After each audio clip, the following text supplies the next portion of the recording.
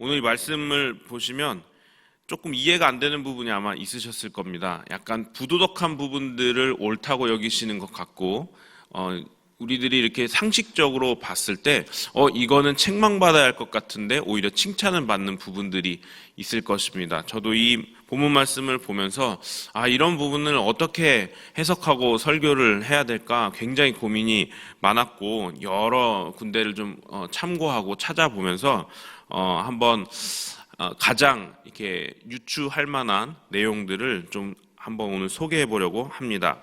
오늘 본문의 내용은 이렇습니다. 어떤 부자가 있는데 부자가 땅을 돌보고 이렇게 출납을 관리하도록 고용한 청지기가 이 맡은 일을 잘못했다고 의심을 받기 시작합니다.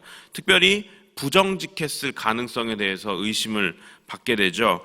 그래서 청지기는 해고될 위험에 처했음을 알게 됐고 주인에게 빚진 사람들을 불러 모아서 그들이 얼마를 갚겠다고 약속했는지 기록된 증서에다가 이리 와서 여기다가 너 원래 100석 갚아야 되는데 50만 갚는다고 써. 이렇게 어떻게 보면은 좀 조작을 한 거죠. 그런 일들을 지금 벌이고 있습니다. 근데 이 일로 어떤 면에 있어서는 빚을 탕감받은 거죠.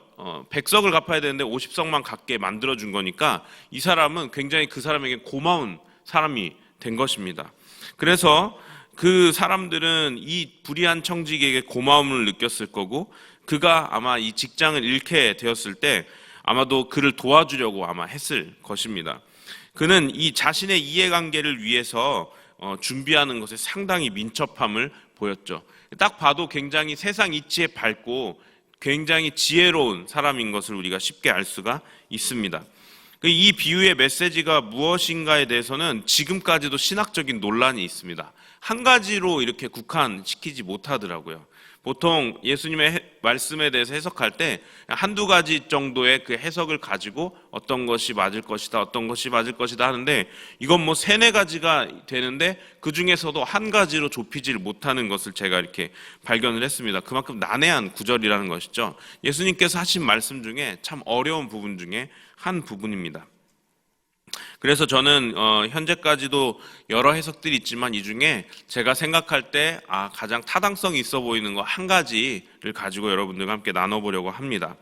오늘 본문 말씀은요 1절 말씀에서 제자들에게 하시는 말씀이다 라고 시작을 합니다. 그런데 사실 이 말씀은 이 앞장인 15장에서부터 이어져 오는 말씀입니다. 15장 1절에서 보시면 이렇게 기록되어 있습니다. 제자들과 모든 세리와 죄인들 그리고 바리새인과 서기관들이 그 자리에 함께 듣고 있었음을 우리가 알 수가 있습니다. 그러니까 제자들에게 하시는 말씀이지만 그 말씀을 여기에 있는 세리와 바리새인들과 서기관들도 함께 듣고 있었다는 것입니다. 이 배경에서 저희들이 시작을 하고 싶습니다. 오늘 비유의 결론은요, 사실 여러분들 잘 아시는 내용이겠지만 오늘 본문 13절 마지막 절에 나와 있는 말씀입니다. 바로 하나님과 재물은 겸하여 섬길 수 없다라는 것이 오늘 본문 말씀의 결론, 예수님께서 궁극적으로 하시고자 하셨던 말씀입니다. 그렇다면 이 결론을 유추해내기 위해서 왜 그토록 어려운 비유를 하셨는가를 좀 살펴보려고 합니다. 그러려면 불의한 청지기가 한 일의 의미를 살펴보아야 합니다.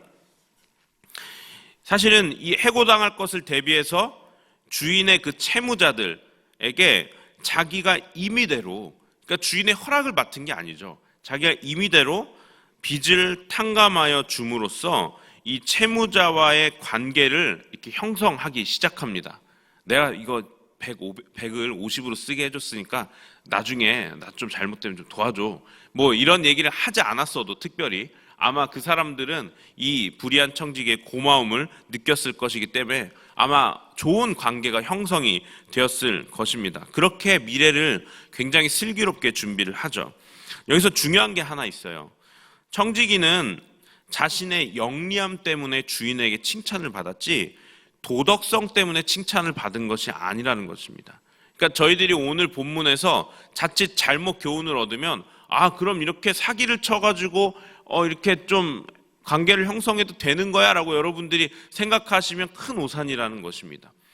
주인이 칭찬한 것은 야 착하다, 야 도덕적으로 바르다 해서 칭찬한 게 아니고 야, 쟤 하는 거 봐라. 어유, 야, 되게 지혜롭다라고 하면서 그 지혜로움, 그 임기응변에 대해서 칭찬한 것이라는 것입니다.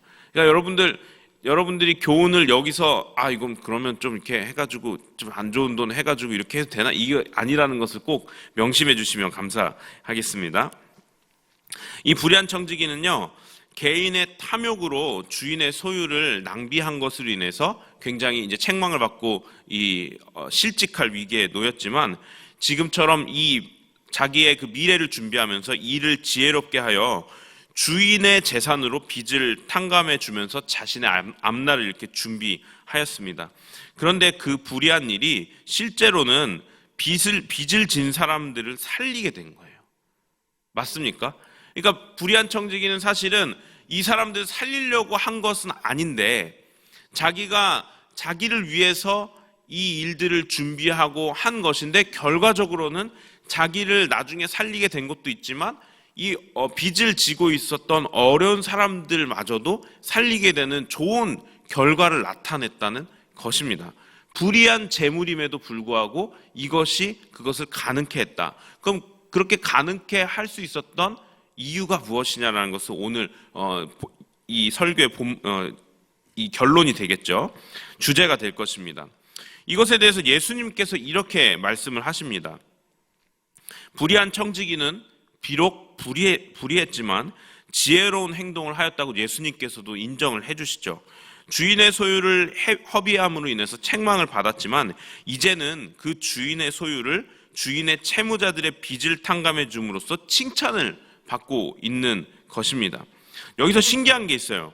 주인이 자신의 재물에 대해서 청지기가 사실 마음대로 빚을 탕감해 주는 거잖아요. 그런데 이것을 알면서도 책 잡기는커녕 그냥 가만히 지켜보다가 이것 봐라 하면서 칭찬을 하고 있다는 것이에요.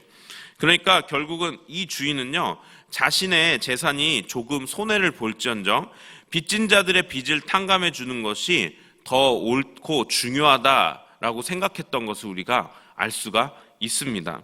여기서 이 주인이 누구인지는 이제 조금씩 드러나고 있죠. 바로 우리 하나님 혹은 예수님이실 거라는 추측을 우리가 할 수가 있습니다. 그럼 이 불의한 청지기 누구냐가 바로 이 뒤에 가면 나오겠죠.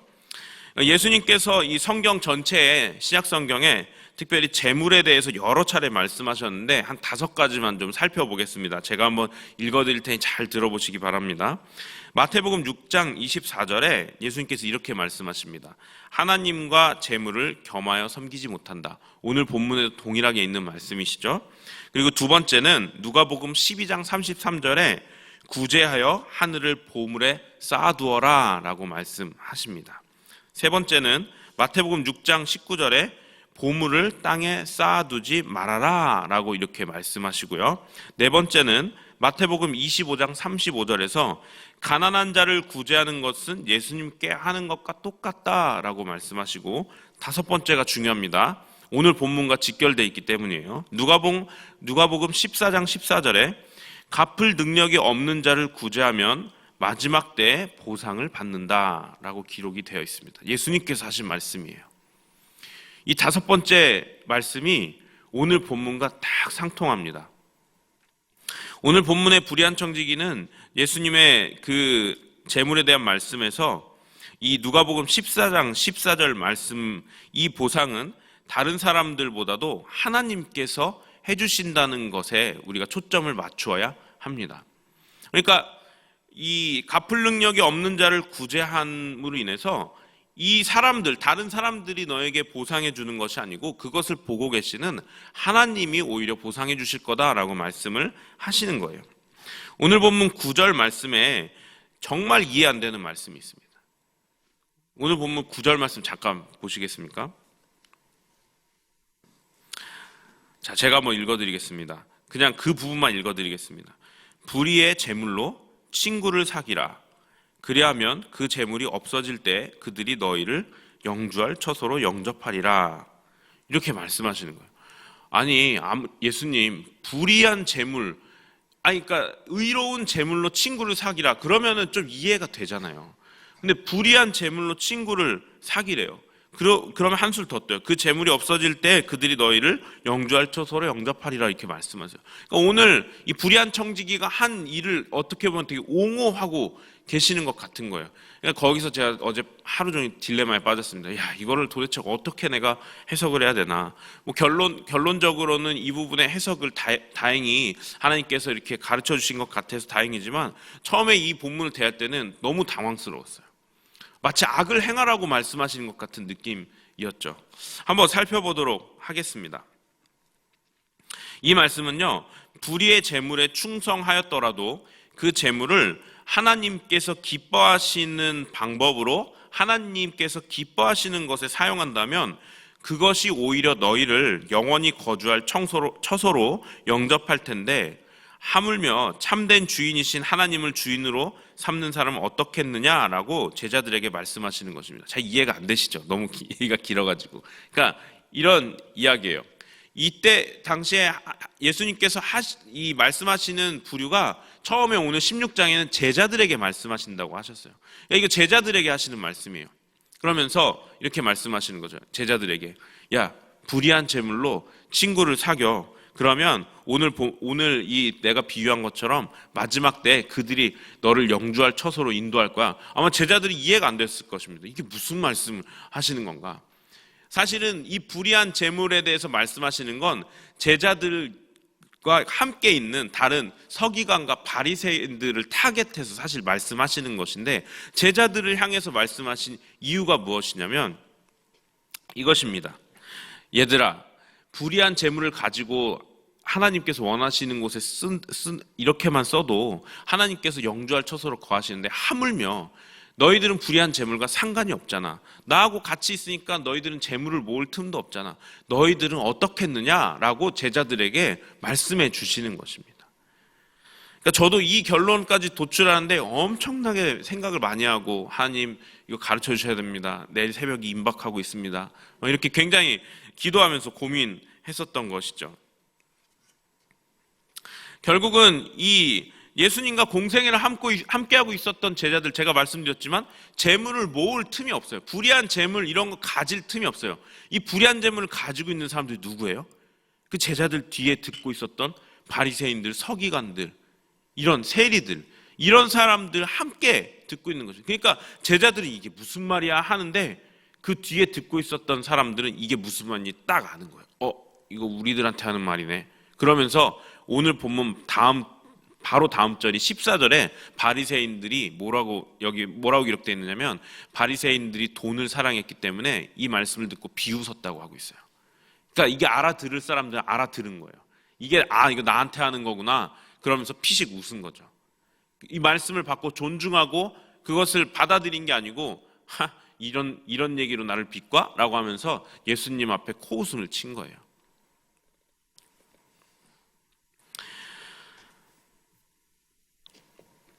예수님께서는 그들이 가진 불의의 재물이라도 하나님의 뜻대로 사용한다면 그것이 지금 이야기를 듣고 있는 세리와 바리새인 그리고 서기관들을 하나님께로 이끌게 될 것이라고 말씀을 하시는 거예요. 그러니까 이 서기관들과 바리새인들과 세리들에게 뭐라고 말씀하시는 거예요? 야, 불의의 재물 가진 너희들, 돈 사랑하는 너희들, 지금이라도 돌이키고 하나님 앞에 와라. 두 주인 못 섬긴다 라고 말씀하시는 거예요. 지금 너희들 돈을 더 사랑하잖아. 너희들 외식하면서 하나님 사랑하는 것처럼 하지만 너희들 돈을 더 사랑하잖아.